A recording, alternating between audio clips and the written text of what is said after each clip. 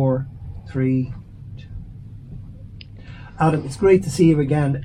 Always a pleasure, man. The smile on your face is infectious, and it's just, I suppose there's a number of things. And before we go any further, you have been putting some long form videos up, and I urge people to give them the time, because you've always been a very open person, you've always been a very honest person, and you're not, if I say not afraid, it sounds much worse than I mean it to be, but you've just been very open about your experiences in recent years. Right. And obviously they have informed where you are, what we're talking about, which is musically. Yeah. But the last time we spoke, we took a detour, and a lovely one, a couple of years back.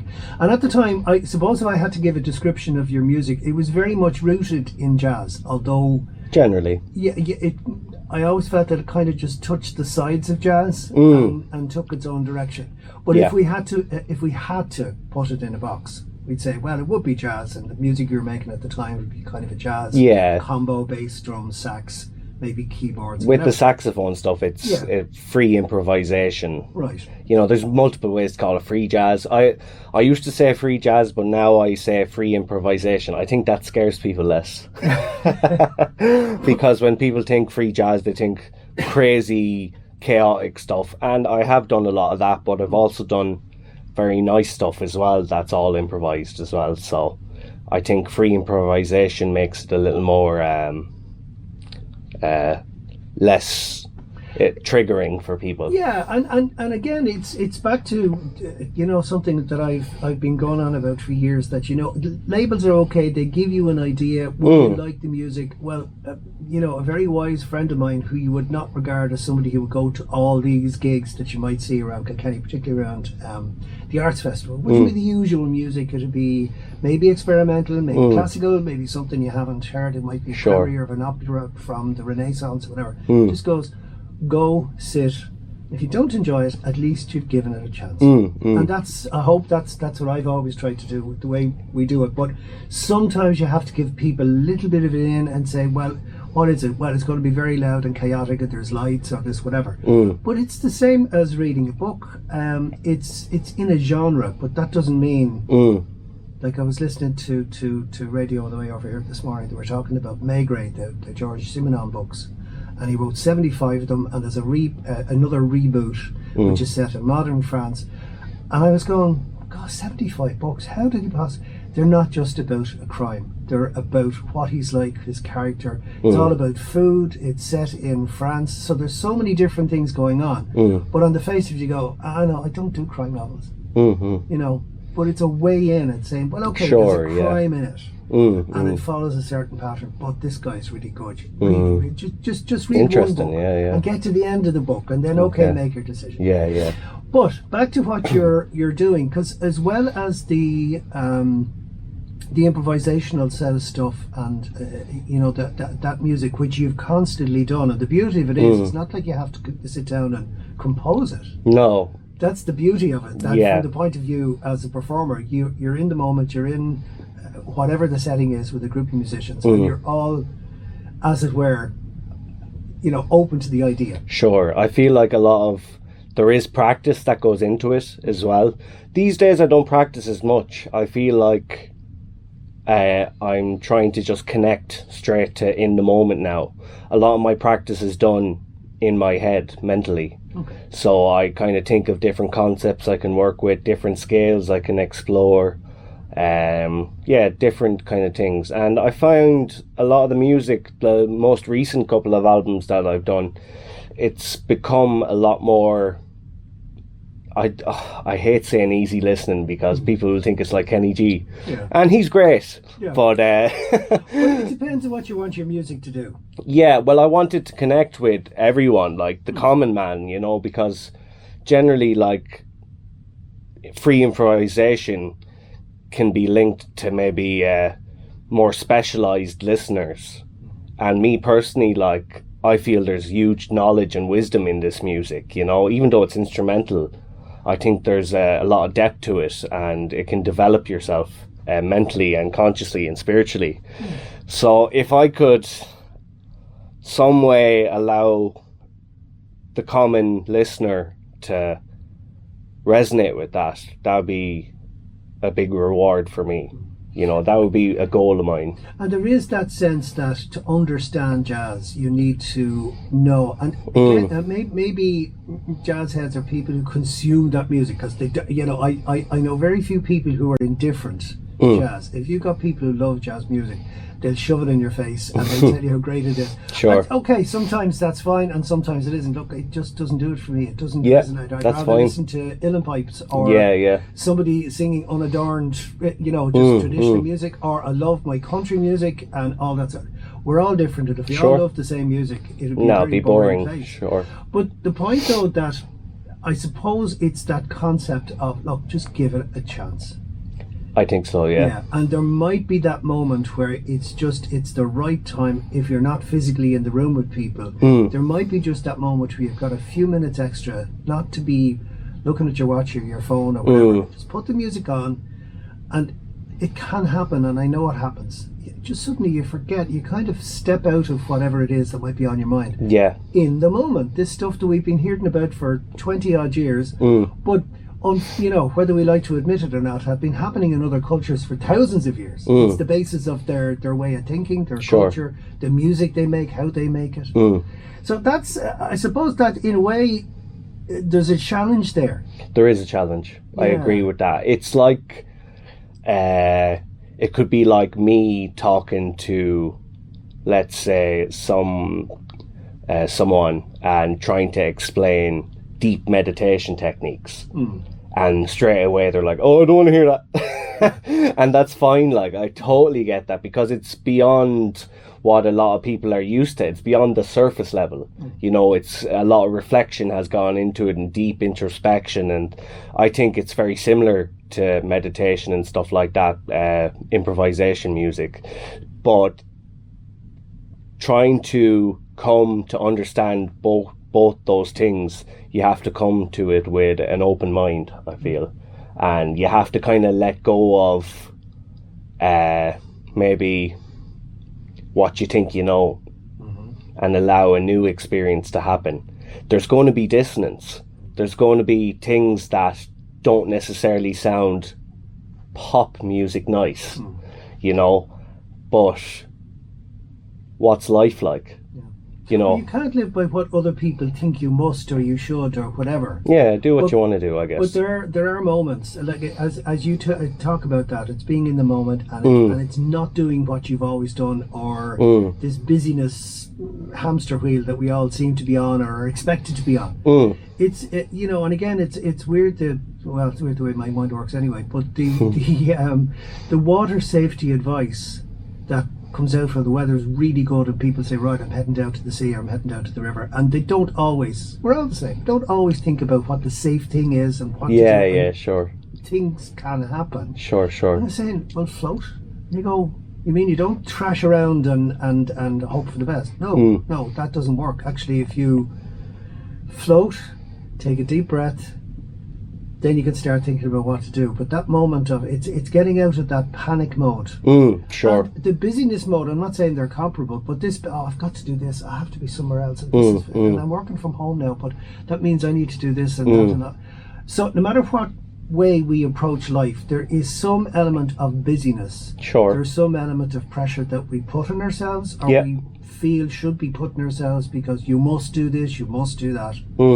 But meditation is the exact opposite, and musically I think it's exactly the same. You've got to go, no, I'm just going to listen. I'm going to take my notions of what it might or should be and just park them and say, forget about it. Yeah, it's a different listening experience. It's a different experience in general. You don't even have to call it musical, like, you know, you just go in and you're hearing patterns that you've never heard before, or dynamics and rhythms and all this kind of, I guess that's all musical, but you know. But this is the thing, it depending on who you are. If you're listening to radio, a lot of people use radio or music as background. Sure. They put on a radio station and they say, play the sort of music I like, I want that in the background when I'm doing my bits and pieces. Sure. Or if I'm running a business and have a shop, I just want music in the background, so it's not this awful empty space. Sure. People wandering around, and then people go to a lot of trouble to mix and master, to encourage people to stay. It's music and all that sort of stuff. But there are things that, once again, if we just stop and say, no, I'm not expecting it to go da da da da da, and then a chorus, and then a this, and then a that. That's kind of scary as well. That's the unknown is scary. It's like you wandered out, and all of a sudden your feet aren't quite touching the bottom. You're not in planet Earth anymore. You're in another galaxy or whatever, and unfamiliar territory. And that's something that you've embraced. Sure, but it's taken time. Well, that's the point I was going to ask you. I heard you say you rehearse. Not with the band. Yeah, okay. I practice myself, not as much anymore. Like I said, I do a lot of my practices in my head now, but rehearsing for me currently is figuring out different things I want to express. If I come up with a new scale, like there was an album I released a while ago called Devotion, and it's a solo sax album, and it's based on Japanese scales. And it was only a couple of days thinking about it. I listened to some Japanese shakuhachi flute music and online. It's kind of meditative and thought it was kind of cool. And then I just learned the scale, and then I said, you know what, I'm going to base the whole album on this. And I did, and that's kind of, yeah. But that's based on your musical training. You studied for many years, and you don't go in and learn what you already know. You're exposed to, like you say, Japanese rhythms. Irish rhythms are different. Japanese people can find Irish rhythms captivating, and there's a band in Kilkenny during Tradfest, Japanese players who love Irish traditional music and really get into it.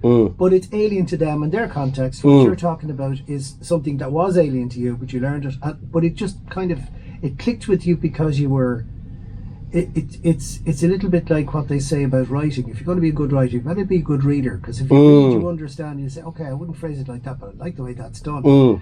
So you had a similar experience with a musical scale, which is a series of notes in a different musical culture. Yeah, if I put it like that. Sure. But you'd done the hard work, because you learned, for the want of a better word, the Western scales. Sure. I did classical training first. I did my grades, and then I did jazz in college. And to be honest, I'm grateful for everyone I learned along my way. But I feel I really found myself within music just when I was busking on the streets, sitting on a bench, improvising. I felt like I really found out what I wanted, because along the way you're being told, oh, play like this person, or you could listen to this person, and that's great. It's great to take in influences as well. That's a big part of your journey. You learn from your family, your friends, but like meditation, I was only saying the other day in a video, there's a reason yogis and monks head off to the hills by themselves. It's so they can reflect truly on what they feel is their own perspective of things, and practice and say, right, okay, well, I know there was a way of doing it. I've had another perspective shown to me or experienced. I need to go off and have a think about it. Yeah, sure. And we hear phrases like, you need to sit with it. And even emotions, like grief and that kind of thing. Things that are almost counterintuitive, because if you ignore these things or you try and force them, they never work out in a way that if you say, right, well, I'm dealing with this now, and I know it's going to change. That's why I love the way Irish discusses feelings. They say something is on you. Yeah. Tá brón orm. It sits on you. It's not inside. It's not you. It's not you. It's something you're experiencing. And inherent in that is the idea that it will pass. It will be off you at some point. Yeah. Now, that's down to yourself, that's down to all sorts of things. But there are tools and techniques that aren't medical necessarily, or aren't spiritual necessarily, but there's ways of looking at the world. And from the musical point of view, it seems to be the same thing. That was there a point where you say, God, I'd never be able to play that 9-note thing, or that Balinese scale, or whatever. Yeah. Until you sit with it and do it. Yeah, definitely. I feel like there was some tunes I learned in college, and one particular one, it was a Chris Potter tune called Rumples, and it's just It's a very atonal kind of tune. It's there was a lot of work learning it. You know, I just learned it off by ear because you're not looking at sheet music. Like, there's so much in it. And for me at the start, that was like, you know, how am I going to learn this? But, you know, just, it's like anything. You just practice it and devote yourself to it, you know, and just try and stay in maybe a tunnel vision perspective, you know, for a little bit, and you will absorb that information.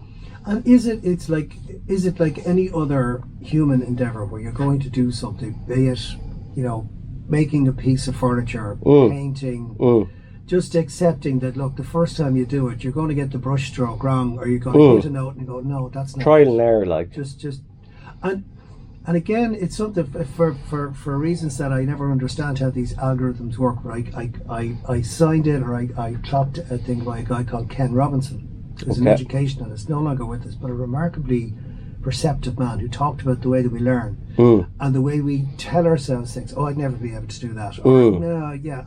And we forget what play is and what kids do. And I am sure every great musician, when they picked up their instrument for the first time, unless they were absolutely, you know, and then it becomes, oh, he picked up the saxophone at 3 and God almighty, sure, he was singing and playing or whatever. But children seem to have this ability to go, oh, okay, that didn't work, I'm going to try it again. And I'm going to keep trying it again. And I think the older we get, the more we go, oh no, this is not working, I'm going to stop. Yeah. Is there an element to that? Like, with learning tunes? Just going back to the Japanese idea fascinates me, because it's not just a difference, it's a whole other way of looking at music. Yeah, it's a different scale. Yeah. And different feeling. What we're familiar with. And then you also mentioned the fact of not learning from notes. From sheet music. Yeah. And on the face of it, like, hold on a second, I thought jazz was all around freedom, and you've got an idea and you can work in and around it and you can push it. And, you know, if you're in an improvisation situation, the band will let you off to do another 16 bars and see where he gets to. Sure. Kind of that collaborative idea, and look, it's a safe space for everybody.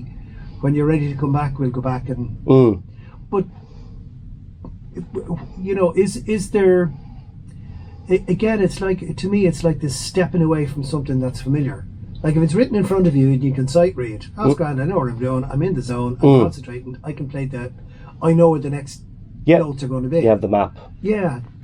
But it was intriguing that, was it that style, that particular song, just couldn't be learned any other way, as far as you're concerned? It could be learned by sheet music, but me personally, like, I'm not a great sight reader. Okay. And I feel like the best way to learn music is by ear. Personally, I feel you truly feel it. Like, you'll hear jazz musicians constantly talking about transcribing. Transcribing is the learning of tunes by ear. Sometimes they write in the sheet music after as well. I don't think that's necessary. You'll hear jazz musicians transcribing famous Sonny Rollins solos or Coltrane solos, Charlie Parker solos, all this kind of stuff. I done a little bit of it, and I learned a lot from it, but like I said, I wanted to figure out who I was. I didn't want to just kind of copy other people, and, you know, you can, and you learn a lot from other people, and that's great, that knowledge is there, but me personally, like, I kind of stopped the whole transcribing thing, and I'm more focused on, every time I was practicing, I was improvising and making up new stuff, messing around on the sax, being curious, you know, playing atonally, so that means, like, without a particular tonal center, you know, just playing chromatically and trying, just exploring it, like, you know. So there's a lot of things with, like, I don't want to get onto the jazz community, but I feel like, I think every community, no matter what it is, be it classical music, trad music, jazz music, there's a centre maybe. Yeah, and a ground. Kind of agrees that we're all roughly, we know exactly what we're talking about. And, but then jazz the same, and it's what sometimes puts people off. They go, oh, is it bebop? Is it cool jazz? Is it this? Oh God, you know what, I'm out of here. But go into metal, You know, because I had no exposure to metal. Metal to me, when I was growing up, was Black Sabbath or Led Zeppelin, and then later Judas Priest and all the rest of it. Yeah. But now there's all these subdivisions. There's death metal and this metal or whatever. Sure. Now, Yeah. from my perspective, maybe I'm not in the trenches of it. Those things don't matter to me as much. But back to what we were saying at the start, it's to give people a sense that if you're going in to see a death metal band, it won't be a viola. You know what I mean? Yeah. It's not. There's a Could story. be. It could be. Yeah. I know, but this is the beautiful thing about it. Yeah. There are classical musicians who will say, "Well, why isn't there?" Because there's that amazing dissonance between two guitars screeching at high volume, but musically there's something going on. And there was a band called the Cronus Quartet years ago that I heard them doing Purple Haze.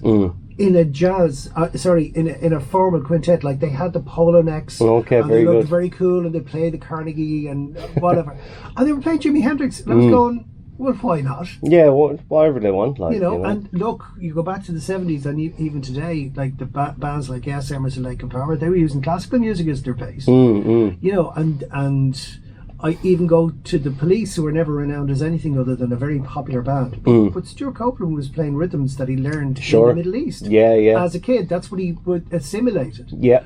But to go back to the point you were making, though, I mean, you have to start somewhere. You have to become competent and comfortable with your instrument. Comfortable so you can step off. Sure.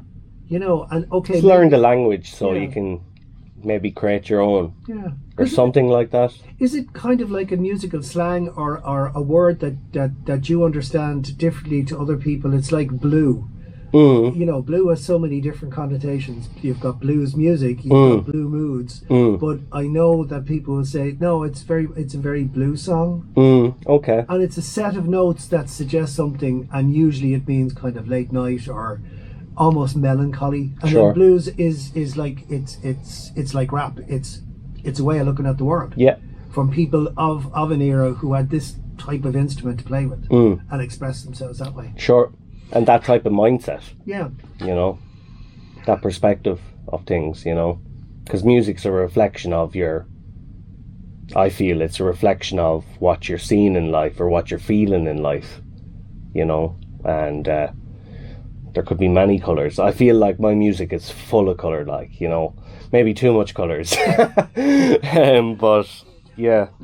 But see, we're back to the point that I think we made it the last time we spoke, and I think it's essentially the same thing, which is, look, something that could move you to tears, something that could just catch your breath, and you just say, I have absolutely no idea where that came from, and it's making me feel, you know, incredibly emotional, or it's bringing up something without being told you will feel this way. You know, that's the joy of music and the effect of music. You look at, you know, the World Cup is on. Look at those guys out on the pitch, and their national anthem starts up. Now they're already in a heightened state. Sure. But you see the raw emotion. Yeah, they feel it, like. You know, they feel it, and you know, okay, maybe it was written, like all anthems were written back when it was battle cries and all that sort of stuff. But here's a sense of cultural pride, of belonging. This means something to me. I'm wearing this colour shirt. I'm playing this sport on behalf of my country. And also, meaning. There's a meaning to it. But music can do that to one person and just leave people cold. I have a friend who absolutely hates Ireland's Call.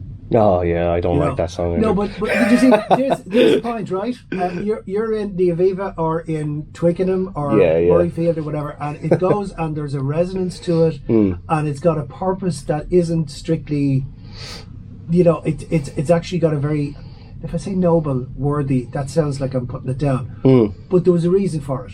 That it was a way of uniting two cultures. Yeah, I get that. And that was this historical thing. We're all in this. There are 32 counties involved in this, this grouping of sports people. But to the point, though, that, you know, you say your music is technicolor. That's what it means to you. But have you ever had somebody come up to you and completely challenge what you had in mind? Like you get involved with lyricists, people that have a song. Back to the Police again. You know, and someone misinterprets it. Like, yeah, no, that's not what that song is. Don't play that at your wedding. That is absolutely not what I meant. But musically, because you don't have lyrics to guide you or to almost suggest how you should feel. Have you ever had people come up to you and, as it were, not misinterpret, just have a completely different interpretation of what you were trying? What I'm trying to do is express myself in an open, exploratory, creative freeness. Sometimes people might think, oh, I don't get this.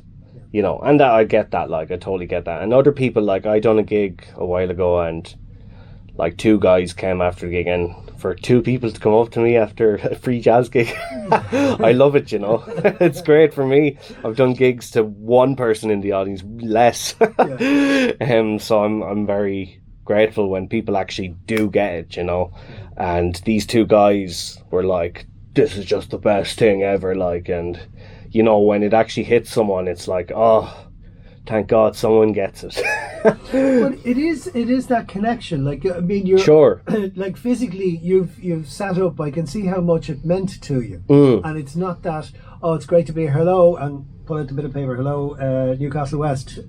You know, you're all in that moment together, and it strikes me that the way I've always seen you play and the way I've always heard you talk about playing, this is not just a fulfillment of an obligation or whatever. Yeah, we're going to do this gig in this place at this time. Right, there's the obligation. We're all going to be there for 8 o'clock or 9 o'clock or whatever it is. But once, you know, whatever starts it, that's a whole other thing. There's a level of commitment in the way that you play because you have to be committed. Yeah, you have to be confident as well. Charts. Yeah. You don't have your arrangements. Everybody is looking at each other for, you know, for just guidance in the moment as to where it might go. Yeah. And those little moments where you just feel that I can keep going with this. And the other musicians will sit back and then, okay, well, that was going to be my question. What about the other lads? You know, if you go off on something and you're gone atonal or whatever, where did they go? Well, I feel like the guys that I play with, they kind of know what I'm up to. Right. They know what my goal is, and it's about, like I said, free exploratory creativity and being myself. And I tell them, be yourselves. Don't be like me. I don't want other people to be like me. I don't want copycats, you know.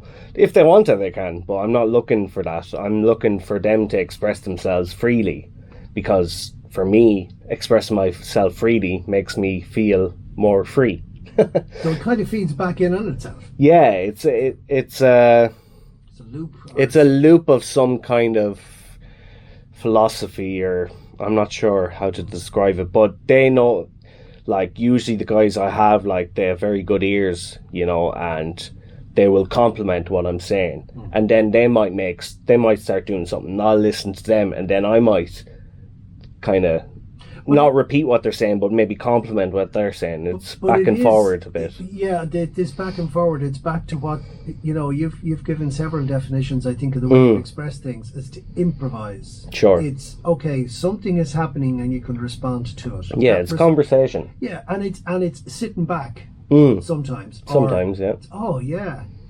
Okay, and it's kind of, in a way, it's like, yeah, I know exactly what you mean in that moment. And it might be the only time where you agree on something, but that little moment musically... Yeah, they're your little eureka revelations, you know. The issue, I suppose, from the point of view as being a listener, when you're actively involved in the style of music we're talking about, you're so alive and you can't be drifting off. You know, it's not like you've got 64 bars on a piece and you just have to watch where you come in. I remember as the listener drifting off. As the listener, this is the difference. Like, if you're, you know, you go to a classic musical concert and and I always remember a drum teacher showed me a score. He said in this particular piece he had to count for 10 minutes, and then it was, you know, a frantic kind of this, that and the other, and there were 3 of them on the stage like a classical concert. And so what happened after that? Then we just kept counting each other because we knew we'd be coming back in 15 minutes later. So that's a whole other discipline, because you've got to be in the moment and you've got to be counting and watching the conductor and whatever. But from your point of view, when you step into that, that's familiar territory to you in a sense that you know what the deal is. But from the point of view of the listener, are you saying that you just have to surrender to the moment, for the want of a better word, and just enjoy it. Be open and just try not to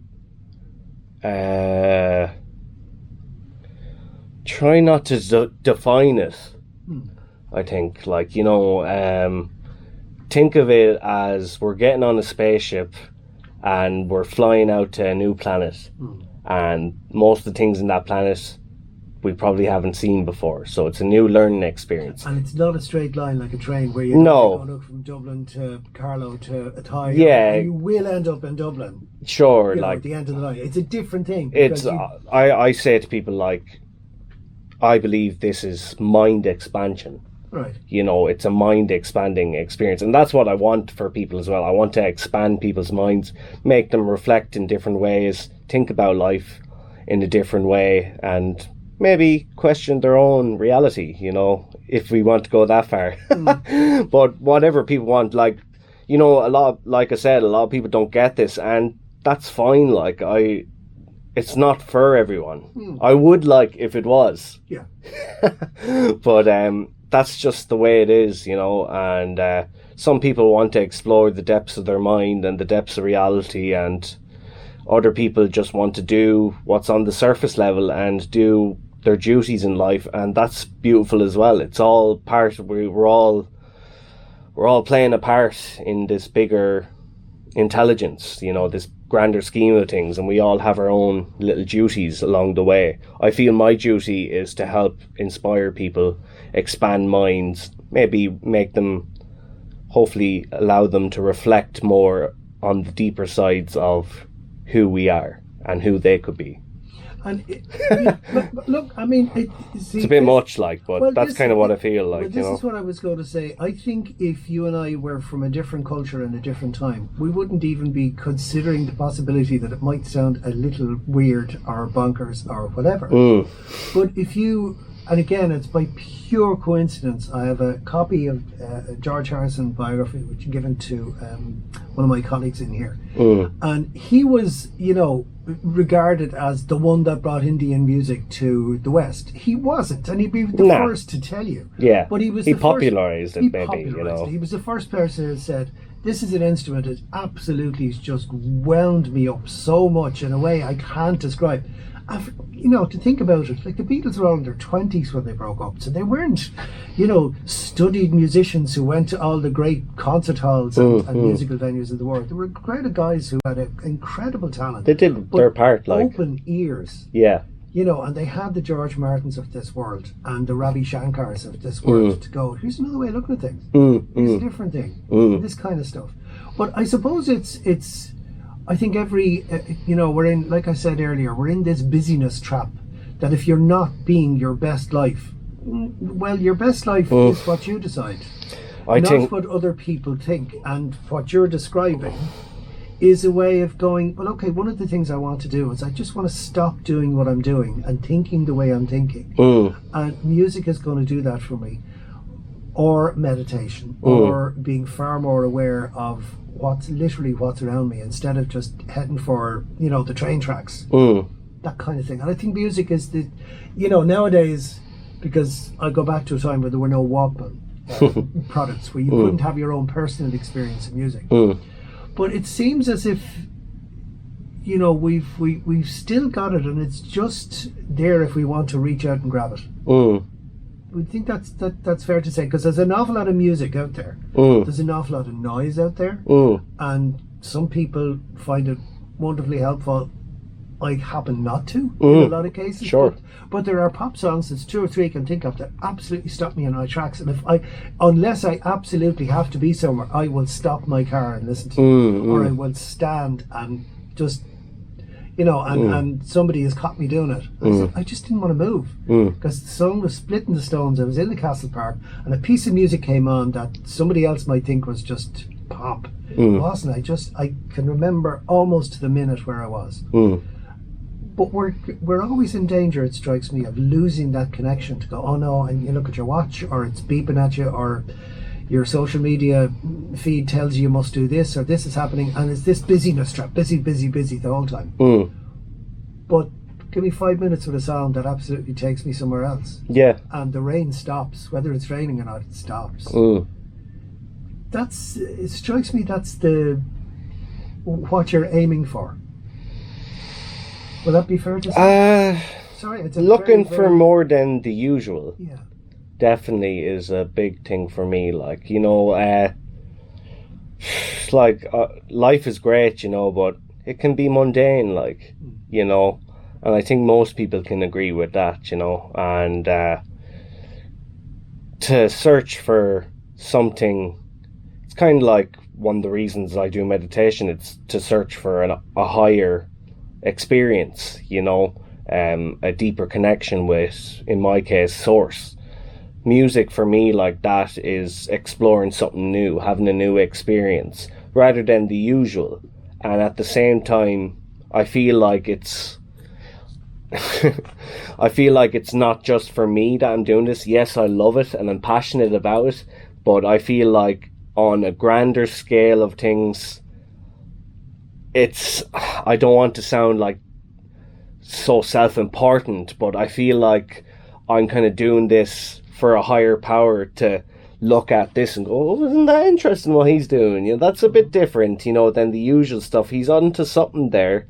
You know, obviously this intelligent is way more advanced than I could ever be, but I like the idea of possibly intriguing something that's beyond me.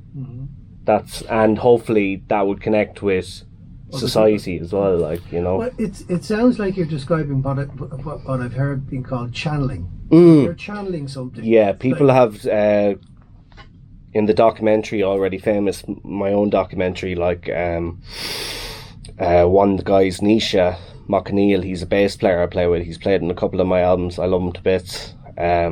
He's described kind of how I do things, improvisation, as channeling, like, you know. And I believe now, before my recording sessions, the last 4 months or something like that, I always I kind of ask the universe before it, please guide us, you know, and allow this to be a positive, useful experience or something like that, I might say, you know, because in the past, like, I have talked about I have experienced, like, when I was going through a rough time in my life during the psychotic stage, when I was in America, like, the album Are You Free, you know, it's so cool, like, but, you know, it's very dark, and I don't believe that was coming from a place of goodness. I believe it was coming from a dark place, and I learned from that, and it is really cool. I do believe people will study that in the future and go, maybe college students, and go, this guy was mental, but this is pretty cool what he's doing, like. And you know, from that experience, I kind of learned, yeah, you can get as deep down the rabbit hole and into intensity as much as you want, but in the end of the day, the way I feel now is I want to express something that's a bit more positive. You know, I want people to remember me for more positive things rather than just intense, out there free jazz. Yeah.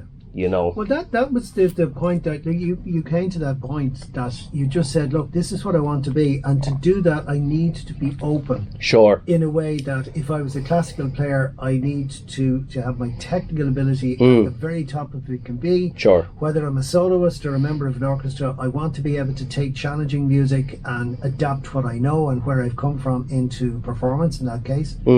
In your own, it's much more, and free is it's kind of a double-edged sword. Sure. You know, because free there is means darkness, there is light. And there's absolutely no map. You know. No, not really. The only thing that it strikes me, the way you described what you do and how you approach it is, well, here we are. Yeah. You know, and that can be scary, except you're working with people who get that. Yeah. Like Nisha and the other musicians. Yeah. They have to be open to it as well. Like, I do, like, I'm very grateful for a lot of the players I play with, but at the same time, I am selective of who I play with. But you have to have that comfort level. I mean, I know by talking to them, this person is open. Yeah. If it's someone that's very rigid and closed off and obeys all the rules, they're not really going to get what I'm trying to do. Right. They're not going to help my situation, I feel. Maybe they could, but, you know, sometimes, I don't know. It's a different challenge for them. Like, you go back to... It's a mental thing. It's an attitude. If you look at... It's an attitude, yeah. Like, I'm thinking of 2 or 3 bands that I was listening to are collaborations. The library near where I grew up used to have all these mad jazz things on. And then there was Stefan Grappelli and Yehudi Menuhin, both of whom were at the absolute top of their respective games. And Yehudi Menuhin was classically trained and had this beautiful, gentle intensity about him. And you saw him play, and go, oh my God, this guy really gets it. And Stefan Grappelli was the exact opposite, almost. That he just, you know, he'd look around and he knew how many bars he was going, and everybody kind of knew the rough directions. Oh, let him off. And he would just go for it. Sure. And there was a beauty in it. But the two of them working together was absolutely astounding. And it shouldn't have worked, almost, because they came from completely different Maybe in the avenues. future I might, now that you say that, you've kind of inspired me, like, maybe in the future I might meet up with a classical cello player or something like that, classical piano player, and see what happens there. Yeah. You know, I'm open to that too. But the one of the most recent things, and it's a nice segue, the most recent thing that I've been hearing from you is what I might call more pop music. Sure, yeah. You know, and I've loved it. And, Great. But the beautiful thing about it is, I think for somebody who approaches music and the spiritual or the artistic element of the way you do it, why not? Why not? You know, absolutely. Because I haven't heard anybody who I've spoken to about it or I've seen it or whatever comments underneath and just go, yeah, why not? Yeah. Why not? Like, I mean, why wouldn't you go off and do a classical thing? Why wouldn't you work with a traditional music player, with an Algerian singer or somebody that you've met along the way? That's always been, I think that's, if I had to give a description, you're one of the most open musicians I've ever come across. Thank you. I appreciate that. Like, what, for me, like, yes, I'm a jazz musician, but beyond that, I feel I'm a creative. And a creative creates things.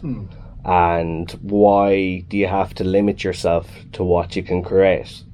And I've created so much jazz, like, you know, I've explored so much of that, and like, I've been writing pop music for years as well. Like, Destiny and Fate is the pop project, you know, that I've been doing, and you know, I have a lot of love songs there and stuff that doesn't even sound jazzy. It's not, like, it's a different human almost. It's still me, it's my own experiences, but it's a different perspective and different thing, you know. And you know, who says you should have only one perspective in life? It's back to rules, it's back to expectations, it's back to why not? Yeah. And I suppose the element that intrigues me is, what's it like now? You have, obviously, you've got the motivation, and there's this big debate about AI, and you can say, oh, I want to sound a little bit like this, and I want a bit of that, and whatever. That's not motivation, that's instruction. Whereas you had this song in your head, an actual song, with the shape to it, with the rhythm, with the fixed, you know, structure, and then an idea, the creative idea was, okay, take that, that's kind of where I'm at. Now I want to hear, in this particular case, Lise Ransman. Yeah. I want to hear her voice. Sure. Because there's something that I want to hear that I know she can do, and I'd love to hear if that worked. It's back to play again. Try it. Yeah, trying things out. What's the worst thing that can happen? Sure. And you step in with somebody you've never worked with before, who's never worked in this way before, and you try it. It's like having a conversation with someone new or someone else, you know. They have a different colour to them. And it's not like you're going out of your way. It might be a chance conversation. The chance conversation is the two of you happen to be at the same gig. Yeah. And you suddenly find this connection. Like, if I don't get on with someone, if I don't have a positive experience with someone, I don't want to play with them. It's kind of like life. Yeah. If I'm listening to someone and I don't like this person or they don't like me, well, it's probably best we don't talk to each other, generally. Yeah. So personally, like, the people I play with are people I love, like people, friends, people I have connections with, people I've had conversations with, and we've talked about many things, you know. And then I think to myself, well, they're very talented as well, and I like them. wouldn't it be cool if we made a memory together, which is a song, you know? And even the Adam Nolan show, the podcast I do, that's kind of similar as well. Like, you know, different people I'm intrigued by that are sometimes friends, sometimes people I am inspired by, different musicians. It's the same thing, you know. It's always been great fun catching up with you, and we always say we must do this, we must do that, we have to get together, we have to have the cup of coffee or whatever. It doesn't surprise me in the least to hear what you've just spoken about in the last, each of which could be another 45 minutes. Yeah. But it's just the thing I've always admired about you, and I know a lot of people admire about you, is your persistence in this vision, for the want of a better word. Yeah. There's a life out there to be lived. Music and the associated tributaries for music, talking about music, which can be, okay, for some people, I'd rather just hear the song. Can you just shut up and play the song? And let me make up my own mind. Yeah. But for other people like me, I like to hear what's around it and behind it. Yeah, sure. You know, because I am sure there are people listening who may feel, well, I'd never be able to do that. But I think I'm talking with somebody who was there as well and said, "But I'm going to try. And what's the worst thing that can happen?" Yeah, be like a child. Yeah, you know. I mean, in a way. I don't think there isn't a challenge out there that you won't consider having a go at musically. I have been called multiple times in that documentary, like, and I didn't even tell anyone to say that. Like, I just said, describe me to each person that was being interviewed in the documentary, and you know, the majority of people said fearless. Yeah, but fearless can be reckless. Yes, you know, and I'm guilty of that in the past. Like, you know, when I messed around with plant medicine and stuff like that. And I'm not going to get into that because there's enough information. From a musical point of view, yeah. I think that's a very interesting use of a word, because, and I don't take it in this, well, I'm going to take a run at this wall now and see what happens. Yeah. You're going to say, I'm going to try this. And what does that mean? It means a different conversation. It means playing a song which has a fixed rhythm. It's got layers of synthesizers. It's got somebody I'd love to work with. And we're going to try all that. Down to, in a way, the opposite, which is I get on with these people, we kind of have the similar way of looking at the world. Let's see, let's try, let's play. Would that be? Yeah, I think so. Yeah. I'm intrigued always by what you're doing, and that's why we had to have no, thanks for giving me a message. I was happy to hear from you. Yeah, and okay, what in as much as you can plan, because it strikes me that you have a certain rough idea and you say, but I'm going to make time for this because I want to do it. What's the next step? Is there another step off the path, or will it be always circumstance? I might do another pop song or pop album. Okay, so what I currently have is, I think it's 4 musical projects. Adam Nolan is my free improvisation music, my saxophone stuff, you know. Then there's Slow Yo-Yo. Slow Yo-Yo is my hip-hop rap stuff, but now that's after evolving into more a spoken word kind of thing. Then there's Destiny and Fate. Destiny and Fate is my pop commercial music. And then there's my electronic instrumental music, which is called For My Ancestors. So I have multiple things that I can work on, and I intend to keep pushing, because I've loads of stuff there, like, you know, it's just going over them a bit and deciding when to release them and all that kind of stuff. So there are multiple avenues that I will explore, you know, I feel. Well, long may you continue to do it. It's always a pleasure. I always feel so the much. better of your company, and you've just answered the questions. There are so many different aspects to your musical palette, if I can use that other metaphor, and they'll all be very different, and they'll all be very interesting. And if people, you know, just you've got your choice of half a dozen styles of music, but I think there's one thing that clings to it, which is your willingness. Okay, fearless is the word that was used a lot, and I get that. But I think it's that playful nature that you bring to your music. Yeah. Let's try it. let's give it a go. Like, give it a go, and you look back at it. It's like finding a painting you did when you were a child. Yeah, that was stuck on the with a fridge magnet. And you go, what was in my mind that time? But then for other people, it was the first time you did something, and that carries its own emotional weight for the people observing it or who own it. Yeah. But it's that playful element.